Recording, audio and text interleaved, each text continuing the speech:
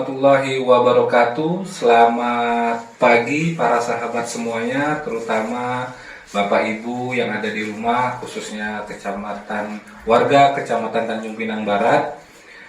Kali ini kita hadir kembali di podcast Kecamatan Tanjung Pinang Barat bersama seorang wanita yang luar biasa. Nanti beliau langsung memperkenalkan diri saja. Apa kabar Ibu, sehat? Alhamdulillah. Assalamualaikum sahabat semua. Alhamdulillah. Terima kasih nih Bu ya sudah hadir kembali judulnya Bu ya. Hadir kembali ke podcast kita. Mungkin sebelum kita lanjut pembicaraan Bu, ngobrol-ngobrol santai, mungkin bisa diperkenalkan siapa Ibu ini di Kecamatan Tanjung Pinang Barat. Silakan Ibu. Ya, terima kasih Pak Gilang. Ya. Baik para sahabat, saya Delvi. Alhamdulillah saat ini diamanahkan ya untuk di Puskesmas Tanjung Pinang. Bekannya Puskesmas Pancur. Puskesmas Pancur. Ya. Ya, karena masih banyak orang yang bingung kalau Puskesmas Tanjung Pinang. Tapi kalau disebut Pancur langsung nyambung. Pak. Oke, siap. Ya. Silakan Bu. Ya. Di Tanjung Pinang 2009. 2009. Ya. 10 tahun di Kampung Bugis. Lama Bu ya? Ya, alhamdulillah. Warga sana nih Pak, baru mutasi juga ini ke pindah alamat ya. Oh iya. Iya. Dan sejak 2019 dipercayakan untuk menjadi pimpinan di Puskesmas Tanjung Pinang. Puskesmas Tanjung Pinang. 2019. Oke. Berarti hampir bersamaan ya kemarin kita masuk Bu ya. Saya di Kelurahan Ya. Tanjung Pinang Barat, Ibu masuk ke Kecamatan Puskesmas Pancur. Benar. Baik. Jadi di Kampung Bugis ya Bu kemarin? Ya. Selama 10 tahun itu atau menjabat kepala puskesmas juga Bu? Ya, sejak 2010. Sejak 2010. Ya. Lumayan lama Bu ya, 10 tahun ya. Jadi kira-kira di sini berapa lama lagi Bu? Ada 10 tahun lagi? Kalau konsep saya sih Pak, kalau bisa kita jangan lebih 5 tahun ya. Kalau terlalu lama nanti ngerasa kita jadi nggak tahu lagi nih benar salahnya. Oh iya. Inovasi kita berkurang kayaknya. Tapi ngomong-ngomong Bu, enak nggak Bu jadi kepala puskesmas Bu? Ada sukanya, ada dukanya. Sukanya Bu? Sukanya, pertama ide-ide kita pasti terfasilitasi lah. Karena langsung kita eksekusi. Iya, kita eksekusi, ya? Benar. Iya. Nah, terus? Dukanya juga ada. Tanggung jawab besar. Kerjaan sering dibawa pulang ya. Karena terus terang saya kalau di kantor lebih kepada ya kayak gini, terima tamu, kemudian diskusi sama teman-teman. Sedangkan tugas pokok saya terkait manajemennya sendiri sering saya bawa pulang itu. Ya, koleksi, pencatatan, pelaporan dan lain-lain ya. Belum lagi kalau ada expose, sebenarnya kita harus membuat sebuah konsep terkait kesehatan masyarakat pada umumnya Bu ya. Itu biasanya kantor yang mau nggak mau ya bawa pulang. Soalnya kalau di kantor cuma 8 jam tidak terhandle ya Pak ya. Kurang Bu waktunya. Jadi Ibu dokter? Ya, alhamdulillah. Alhamdulillah. Praktek Bu? Praktek Pak. Di mana? Boleh datang. Di mana Saya prakteknya? buka 2 tempat praktek. Untuk di Kampung Bugis saya masih buka, cuma hanya 2 hari, Sabtu dan Minggu, dengan durasi paling lama 2 jam. 2 jam. Hari-hari kerja saya di Batu Lapan Atas. Di mana Bu? Di Apotek Pinang Medika, sekalian promo ya. Iya. Ayo check it out. Oke Bu, saya dengar Ibu lagi sedang atau mau menyelesaikan studi dokter spesialis Bu ya? Bukan. Betul. Bukan spesialis. Saya di pendidikan ngambil S2. Oh S2? Ya, karena saya di manajemen, jadi saya ngambilnya di Magister Manajemen. MM? Ya, MM. Oke, lebih kepada pengelolaan Bu ya? Ya, lebih kepada yang manajerial Pak ya. Manajerial ya, baik. Siap, luar biasa Ibu. Harus semangat. Semangat, ya. siap. Kita harus terus semangat. Bu, ada pertanyaan nih Bu yang masih menggelitik bagi banyak orang Bu ya. Walaupun kita sudah dalam tanda kutip dihantui dari tahun 2020 bulan Maret ya. Ya. Itu khususnya di Tanjung Pinang, COVID sudah cukup masif ya. Bulan Maret sampailah mulai ada kasus gitu ya. Mulai ada kasus sampai hari ini. Ya, betul.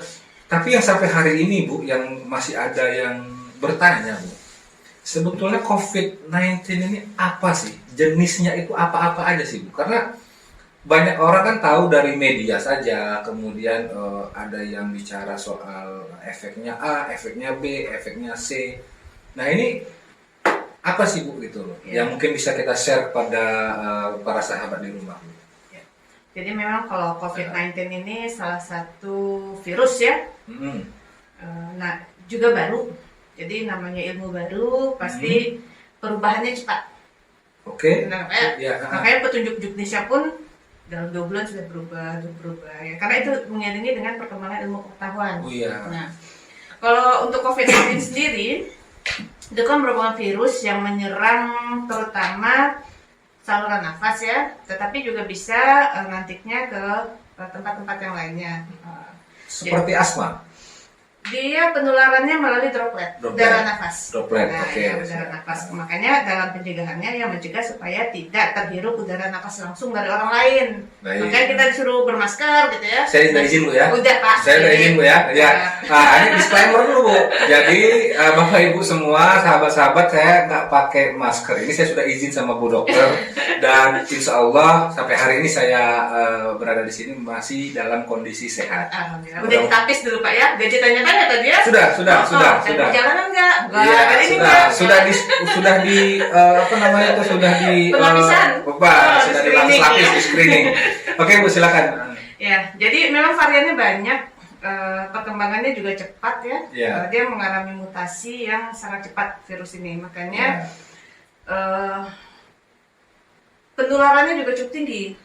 Virus-virus ini kan kalau kita lihat secara literatur, variannya itu ada alfa, beta, ya, delta, dan gamma. Kemarin kan yang sempat heboh di bulan Juli itu varian delta ya. Delta. Nah sekarang kan mulai per Desember itu sudah hati-hati warning untuk varian Omicron. Omicron, Ya. apalagi itu Bu? Nah. Apalagi itu makhluk yang namanya Iya, Omicron. Nah, jadi itu hanya bisa kita deteksi dengan menggunakan alat-alat yang sejauh ini di Tanjung Pinang belum ada Pak ya. Jadi kita kalau untuk mendeteksi sampai varian ini delta loh, ini itu kita masih melakukan studi rujukan. Oke. Nah, tapi kita bisa mendiagnosis ini COVID apa enggak. Itu bisa di Tanjung Pinang.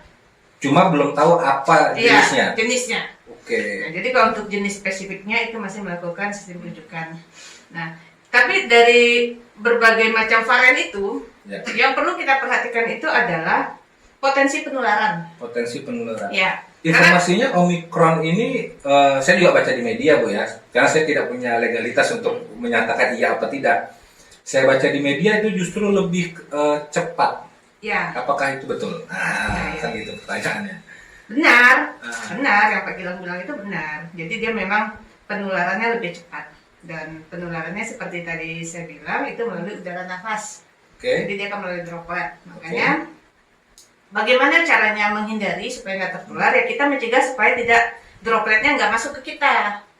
Nah salah satunya kita diusahakan lebih bagus kalau aktivitas itu kalau memang butuh orang banyak di udara terbuka ya dengan ventilasi yang bagus. Tapi kita di ruangan ini berempat Bu, Oke sih. Kalau misalnya memang terpaksa di ruangan tertutup jaga jarak. Nah itu kan konsepnya jaga jarak ya. Kemudian kalau memang jarak dekat sekali ya gunakanlah masker. Karena dengan harapan dropletnya nggak muncrat, nggak kena orang. Apalagi kalau bersin. Iya bersin. Kalau kita bersin, batuk itu kan lebih jauh ya. Kemudian Bu begini, tadi kan Ibu menyampaikan ada varian Delta, kemudian sekarang ada Omicron. Nah, pertanyaan bagi saya sebagai orang awam, mungkin seluruh warga yang memang kurang paham juga. Misalnya ada seseorang yang memang dia belum pernah sama sekali kena, kemudian hari ini lagi heboh-hebohnya Omicron. Apakah ketika dia kena itu sudah pasti Omicron atau hanya varian sebelumnya? Apakah Delta atau gimana? Ya belum tentu Omicron ya Pak ya. Belum tentu. Karena yang lama-lamanya pun belum habis kan? Artinya masih ada? Masih ada. Oh bukannya Omicron ada yang lainnya mengundurkan diri gitu? Oh tambah banyak jadinya Bu ya? Iya. Makanya bukan sistem resign ya, jadi Omicron muncul, yang lain resign gitu ya? Enggak gitu. Berarti masih ada ya.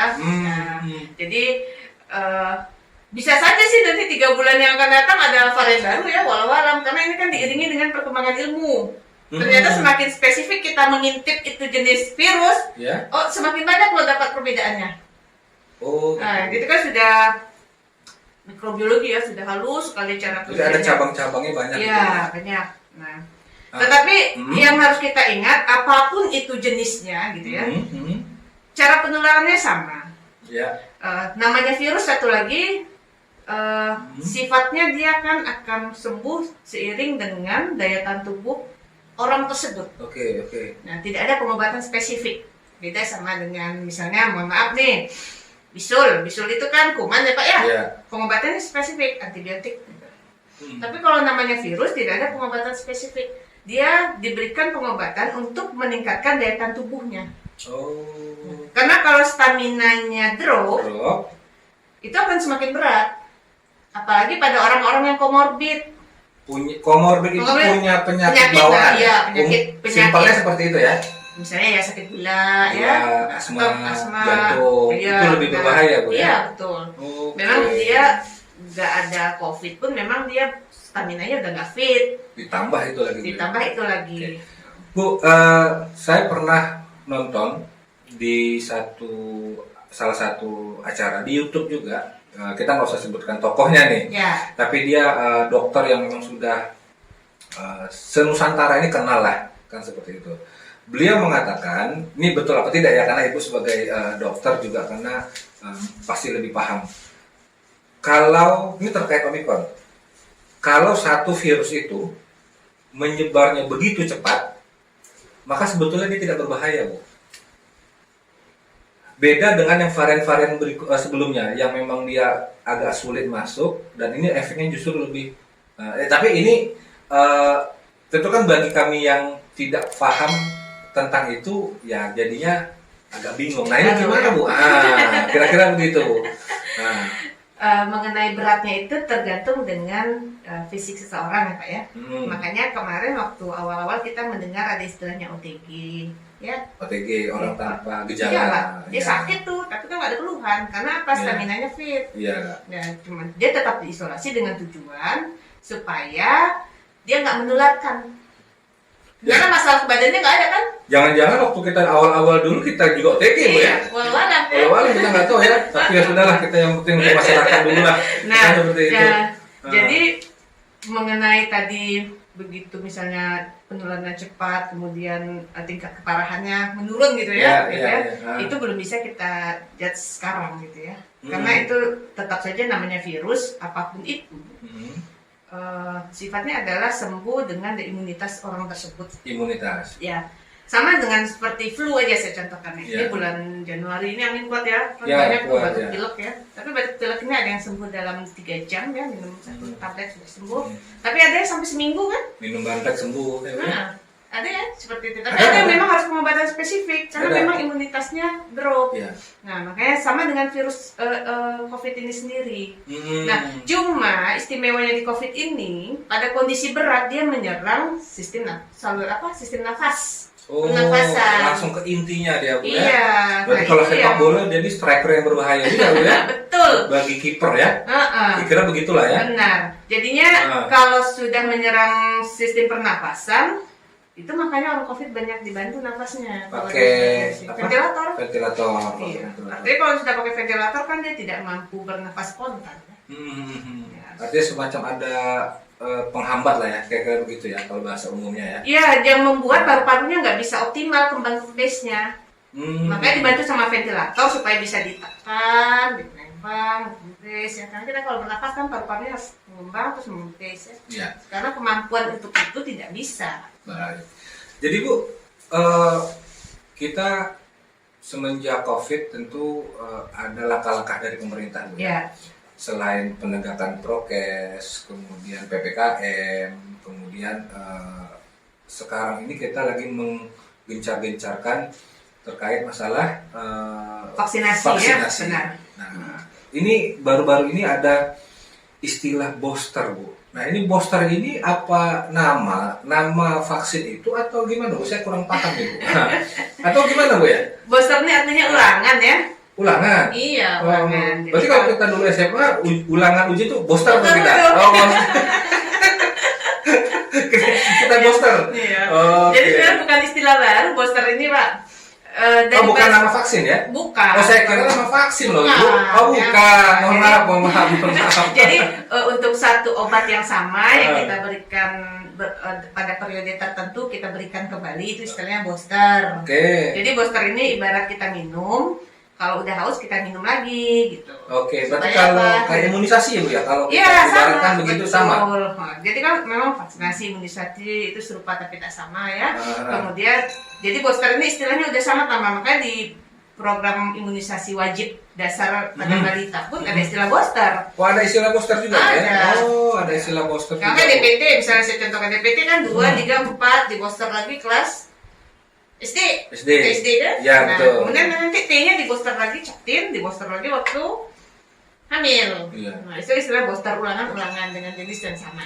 Oke, jadi ini kan ada klasifikasi umur Bu. Iya, betul. Oke, jadi umur anak-anak yang 6, 6, 11 11 itu vaksin pertama Sinovac. Sinovac. Betul. Dia sampai 3 kali juga nanti enggak? Atau sebatas 2 kali saja? Nah, ini kita berbicara konsep program pemerintah ya Pak ya? Iya, program Nah, pemerintah. Yang Ibu selaku kepala puskesmas Ya. wajib menangani ini. Ya, kira-kira seperti Jadi itu. untuk konsep program pemerintah, memang untuk 6-11 Ya. itu baru 2 kali 2 kali Sinovac. Sinovac. Nah, tapi kalau sudah di atas 18, 18. itu ada istilah booster ulangan sampai 3 kali. Oke. Nah, Berarti saya udah boleh Bu? jaraknya 6 bulan dari vaksin kedua. Oh, sudah lebih saya. Boleh, udah ayo bulan apabila apa itu ya? booster nih.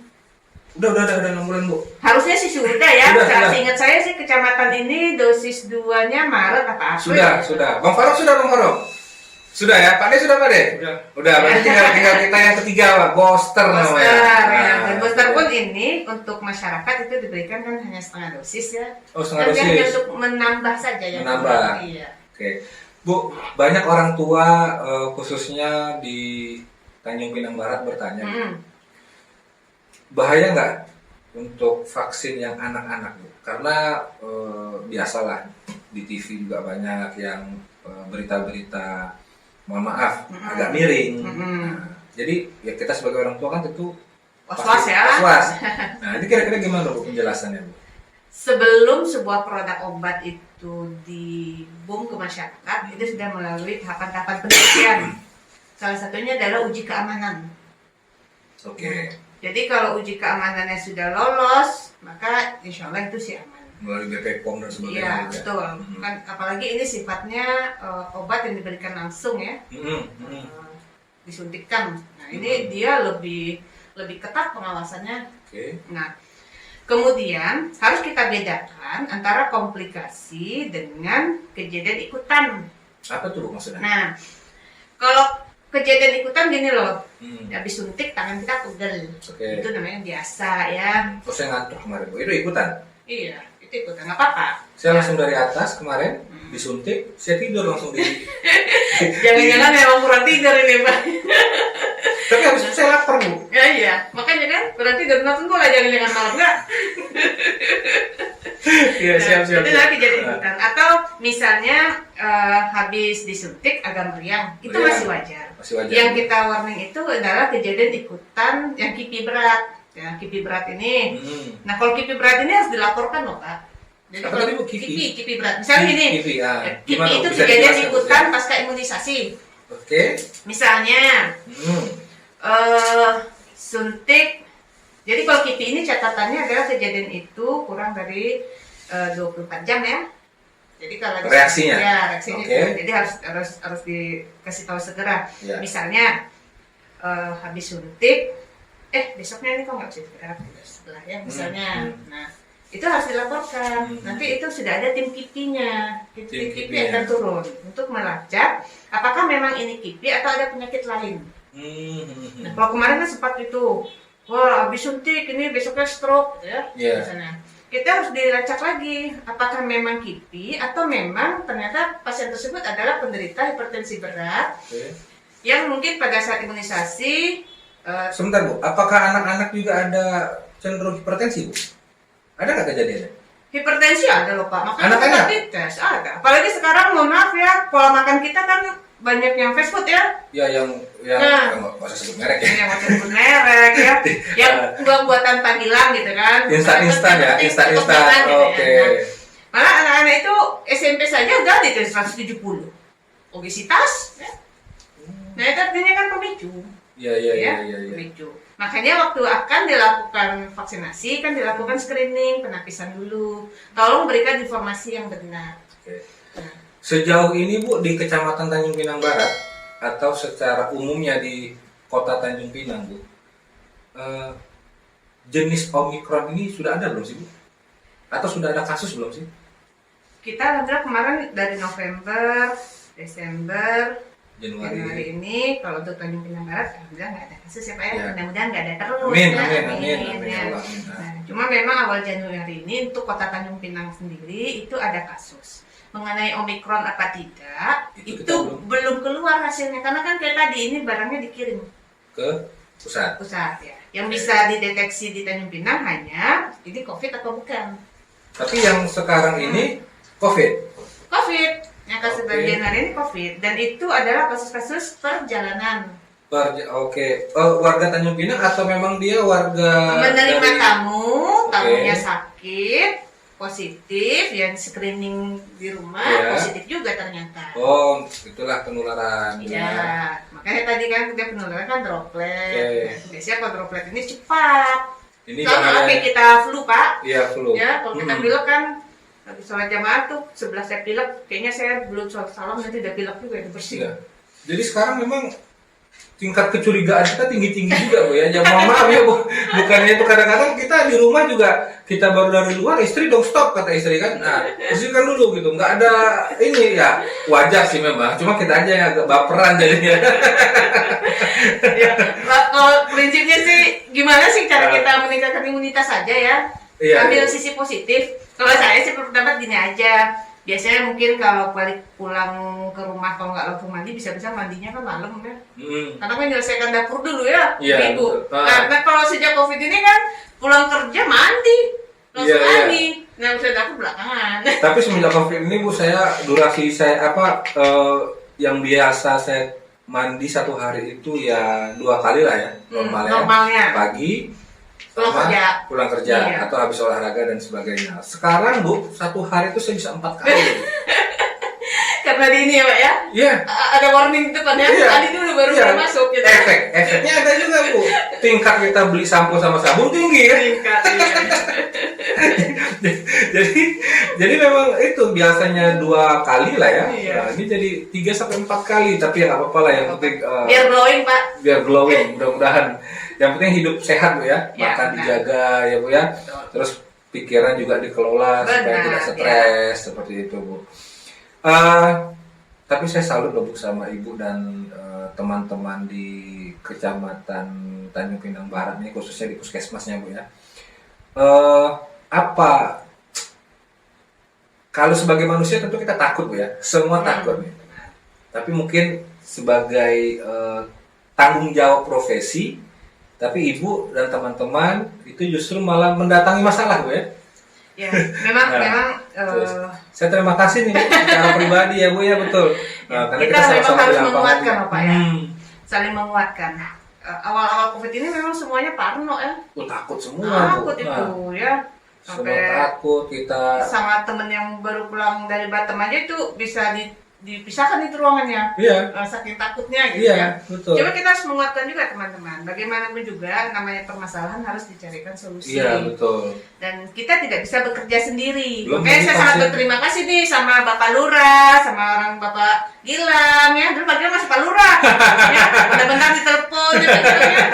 Ya, karena memang kita nggak bisa kerja sendiri, harus ada tim yang mensupport. Iya. Nah, Belum lagi ketemu warga yang panik, marah-marah ya Bu ya.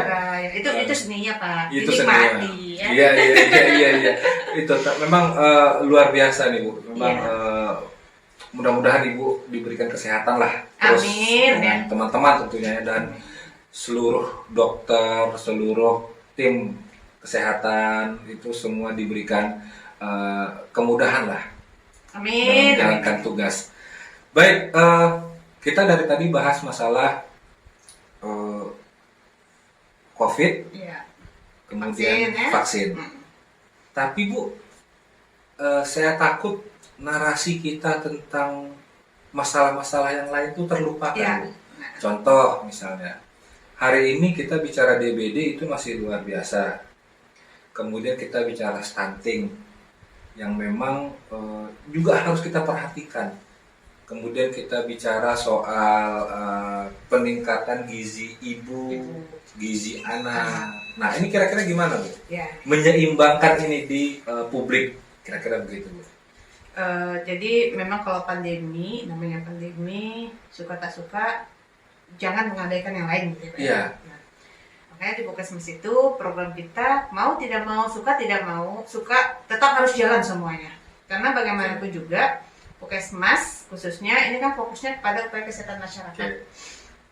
Sekilas nggak kelihatan kali Pak ya, kalau masyarakat mungkin menilainya hanya dari pelayanan poliklinik, orang datang sakit berobat. Sekilas orang melihatnya begitu, padahal itu hanya sebagian kecil dari tugas Puskesmas. Kalau Puskesmas ini lebih kepada upaya promotif dan preventif, mencegah, mempromosikan bagaimana orang bisa hidup sehat. Ya. Mencegah salah satunya dengan cara seperti apa? Melakukan deteksi dini ya. Kemudian kayak tadi kata Pak Gilang, kita tetap harus memperhatikan mulai dari persiapan menikah sampai dengan orang tua-tua, semuanya harus diperhatikan. Kalau kita persiapan menikah, kita mau bahas apa nih, Bu? Apakah bahas stunting, bahas bisa semuanya Pak. Bisa semua ya? Namanya, namanya kita fase kehidupan itu kan harus disiapkan ya. Oke. Nah, kenapa sekarang ibu orang-orang yang akan menikah harus dilakukan konseling? Benar nggak? Sebelum menikah? Sebelum menikah. Oh. Supaya apa? Mindsetnya terbuka bahwa menikah itu Tidak seindah. bukan cuma dari, karena kita nanti berharap akan menghasilkan generasi yang gemilang gitu ya. Benar ya? Apalagi sekarang lagi heboh layangan putus, Bu ya. Jadi tingkat Novel Pak. jadi tingkat konselingnya itu harus dijelaskan, Bu ya. Harus dijelaskan. Iya, Kemudian iya. harus dijelaskan juga pola asuh nantinya. Menikah, melahirkan, Hamil, melahirkan, punya anak kan harus Pola diasuh. Nah, dengan diasuh itu baik dari fisiknya, spiritualnya, psikisnya, semua kan perlu diasuh ya. iya betul. Nah, supaya apa? Nantinya muncullah generasi emas yang bagus, yang bisa lah mengharumkan bangsa ya. Iya, khususnya Tanjung Pinang, Bu ya. Pinang lah, ya. Oke. Jadi untuk masalah stunting ini, Bu, kita kan bicara soal generasi ke depan, Bu ya. Iya, betul. Artinya, mohon maaf kalau ada warga kita yang mempunyai anak stunting, ini kan sebetulnya tanggung jawab bersama, Bu ya. Iya. Artinya mulai dari pemerintah, mulai dari orang tuanya sendiri, keluarganya sendiri, ini harus karena si anak ini ke depannya ini kan bisa jadi itu justru bermasalah ke depannya gitu kalau kita nggak cegah dari awal. Betul. Nah, itu kita ambil contoh gini, Bu. Kita kan selalu bilang kalau stunting ini secara umum ya. Bicara stunting berarti ibunya makan yang tidak baik maksudnya atau makannya yang kurang bergizi.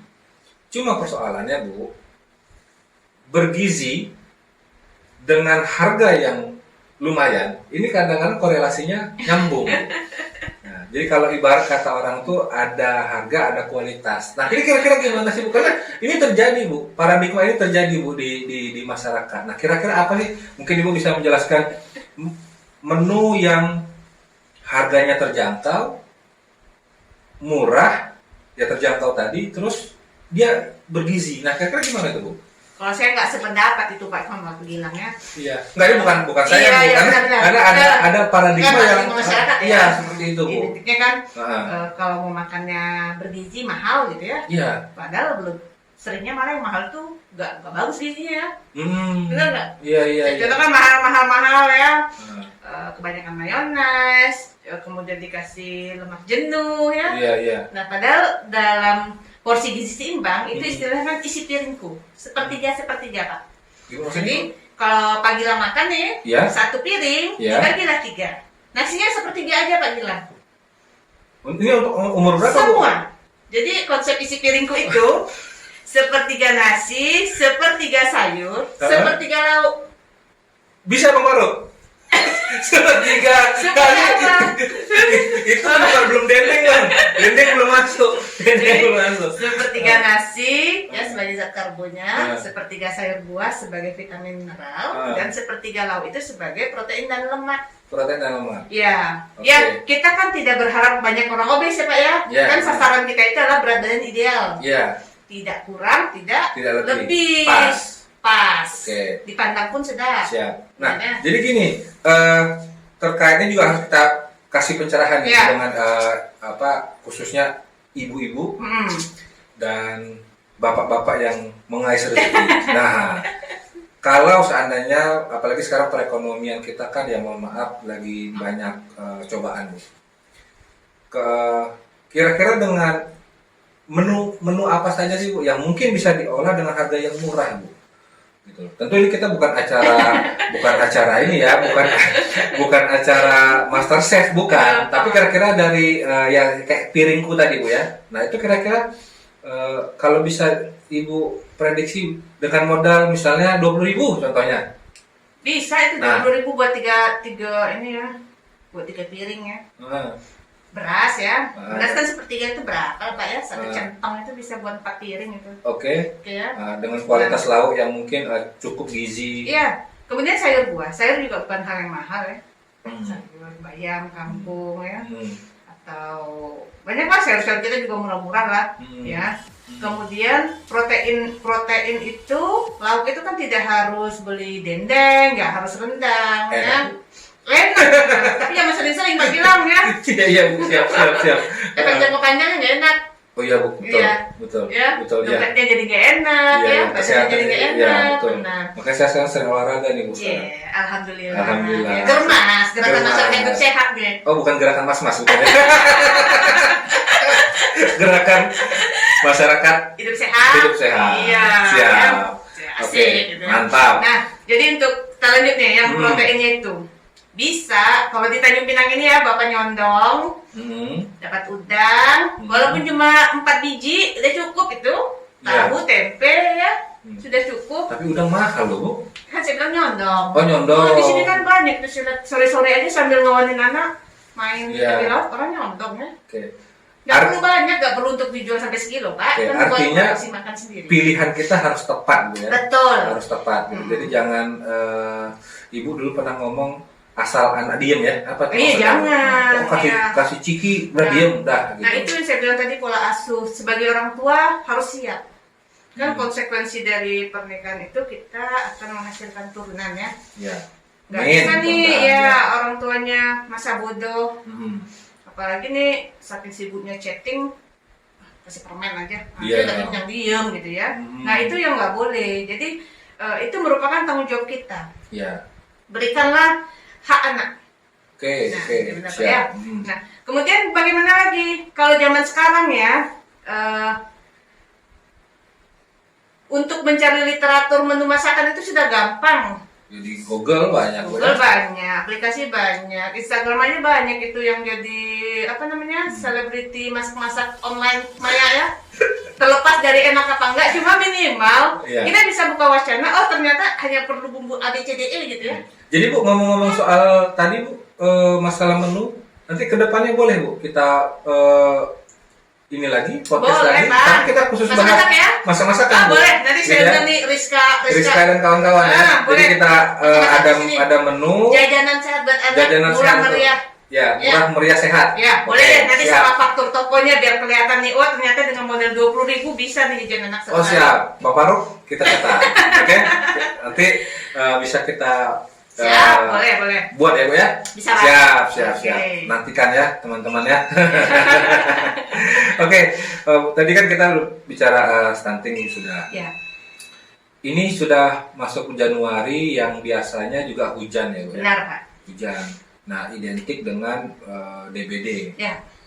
Kemudian penanganan DBD sejauh ini Bu di Kecamatan Tanjung Pinang Barat ini gimana Bu? Kalau dulu kan kita masih sering tuh edukasi turun ke lapangan, cek apakah ada tempat yang berisi air yang sering tidak dibuang, gitu. Jadi sarang nyamuk. Nah, ini masih nggak Bu sekarang Bu? Masih Pak Gina. Masih Kalau terus ya? pandemi kemarin gas terus itu. Gas terus Bu ya. Cuma mungkin pemberitaannya itu sudah Tenggelam dengan tenggelam karena pemberitaan si COVID-19 ini, Bu ya. Nah, Tapi kalau untuk kegiatan sendiri itu nggak ada mengalami perubahan ya, Nggak ada tetap turun perubahan, teman-teman dengan prokes ya.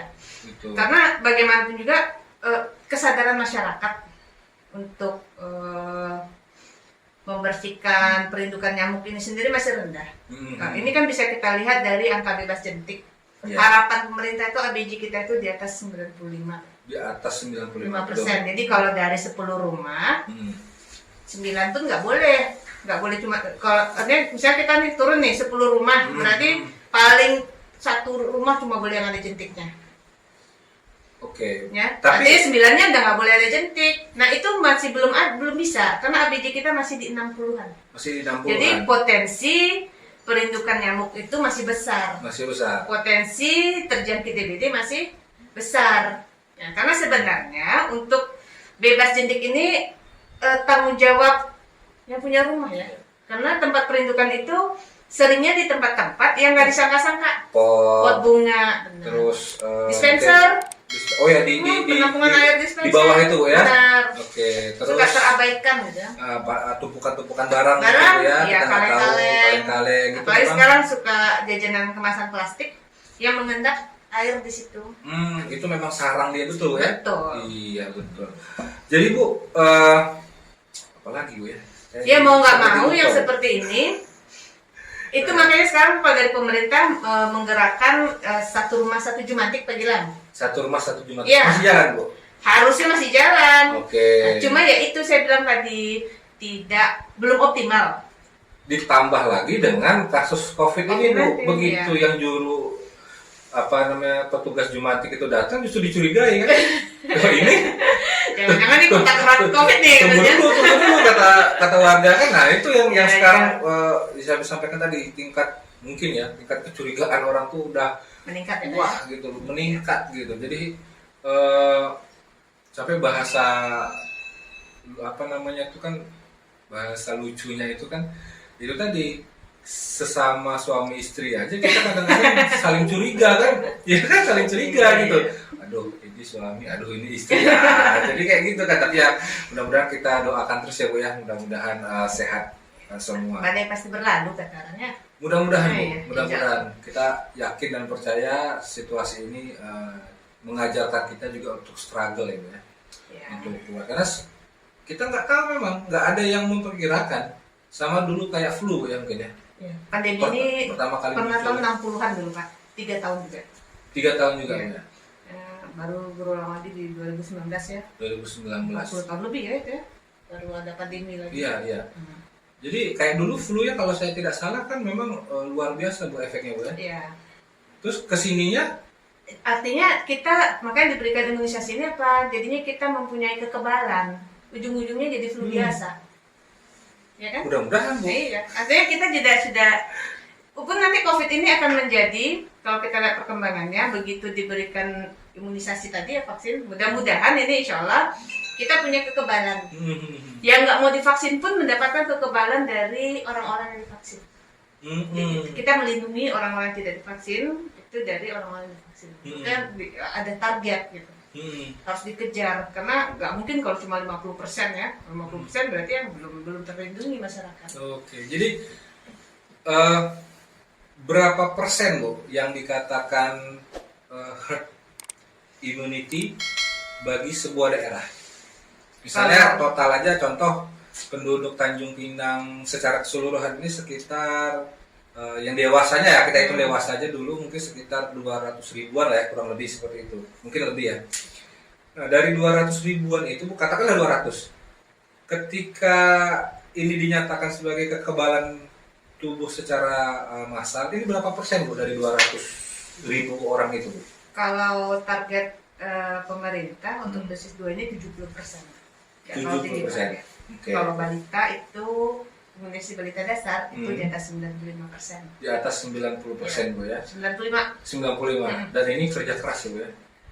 Alhamdulillah ya, mudah-mudahan karena memang masyarakat itu perlu diedukasi saja. Iya. Ya, banyak. Itu tadi peran media di sini penting sekali ya. Betul, mengedukasi. Memberikan informasi yang benar. Iya. Ya, jadi jangan informasi yang meresahkan yang diberikan. Menenangkan. Seharusnya diberikan informasi yang benar. Betul. Gitu. Memang. Tapi memang fenomena masyarakat kalau yang meresahkan ini malah orang lebih senang tuh bacanya kayaknya.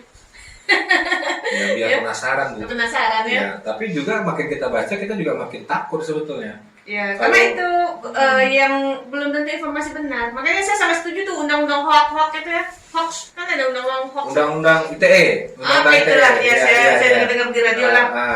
Ah. Itu memang perlu itu karena banyak masyarakat yang jadi halu itu. Ya. Tapi mungkin Bu ya karena tingkat pengetahuan masyarakat ya secara umum di sisi ini gitu Bu. Ya banyak yang bermacam-macam jadi perkiraan ya kan. Ada yang bilang vaksin begini, vaksin begitu, ada yang juga teori COVID ini dibuat-buat. Nah, banyak ya. Tapi dipolitisasi katanya. banyak. Juga, tapi intinya yang kita tangkap ya COVID ini ada ya. Ada, karena memang awalnya mungkin ya saya pribadi juga saya sendiri ya mungkin ini biasa-biasa aja lah. Dokter yang ngomong ya. Oh ternyata begitu peningkatan kasus kita nggak kan alatnya digunakan alat yang sama Pak ya. Iya. Dengan yang tersedia sekarang gitu ya. Waktu di bulan Juli Agustus dari 50 yang kita swab itu 40 orang positif. 40 orang positif. Iya. Artinya memang wajar kalau di saat itu tingkat kematian yang tinggi, kemudian rumah sakit full ya. Iya. Isoternya juga full. Nah, karena memang ternyata memang ada. Kenapa kan pas bulan CPNS kemarin ya dengan alat yang sama kita swab dari 300 alhamdulillah nggak ada. Alhamdulillah Bu. Nah, tapi itu setelah proses vaksin kan artinya? Iya artinya berarti memang benar ada gitu. Betul. Sudah terbentuk juga imunitas masyarakat dengan vaksinasi. Iya. Karena ini itulah yang menjawab keraguan-keraguan ya ternyata memang ada.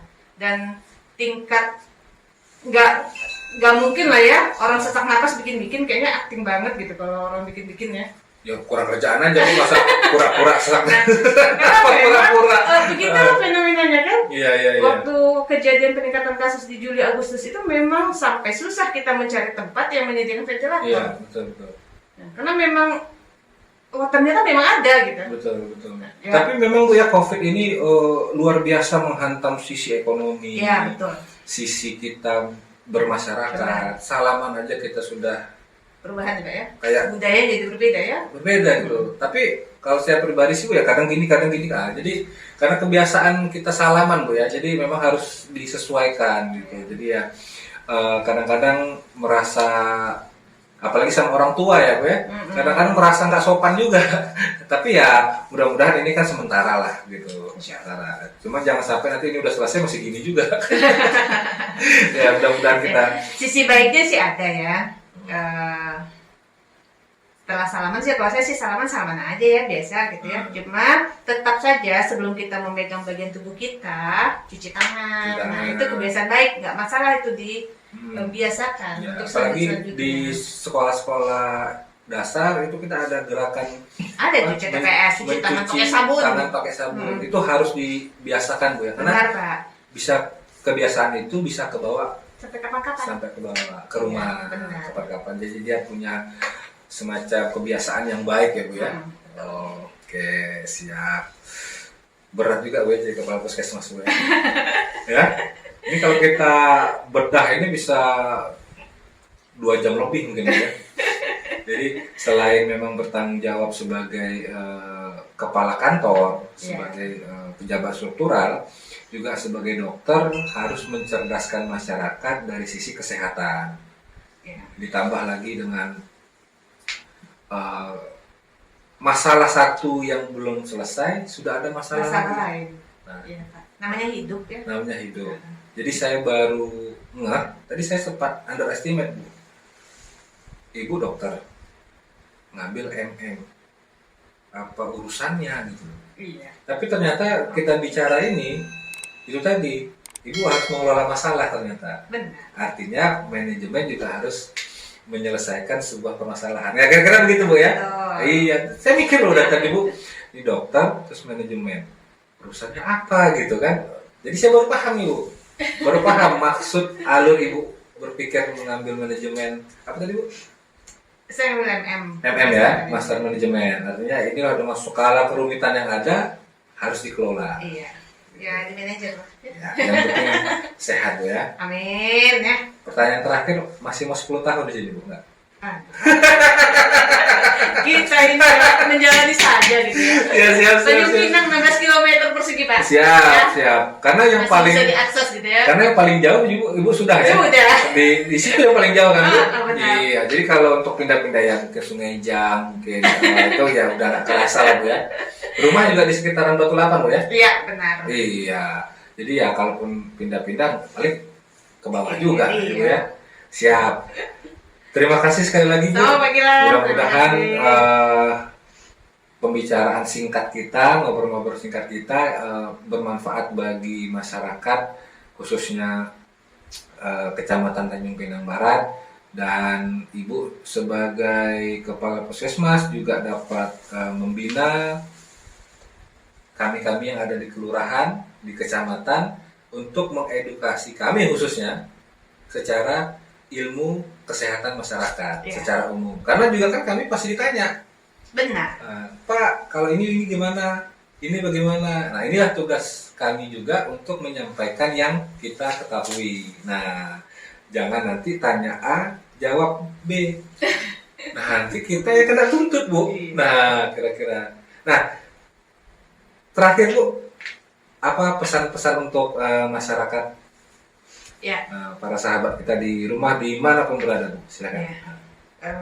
Yang pertama, karena kita masih era pandemi ya Pak ya, Ya. tetap prokes ya. Siap. Masing-masing tetap prokes. Berapa M, Bu? 3 kah? 5? 5 boleh Pak. Ya. 3 atau 5 ya? 5 kalau sekarang Pak. 5 Bu ya? 5, 5 ya. siap. 5M. M yang paling penting itu yang pertama ya, masker. Masker, Yang kedua apa? Cuci tangan. tangan. Kemudian apa? Jaga jarak. Oke, Dari kerumunan ya. ya. M yang kelima apa Pak? Saya lupa juga, Bu. Sama kita Pak. Ada yang M ke-6, Bu. Apa itu? Tapi jangan dilakukan di masa pandemi ini. Ya, apa itu, Pak? Ember. Ember.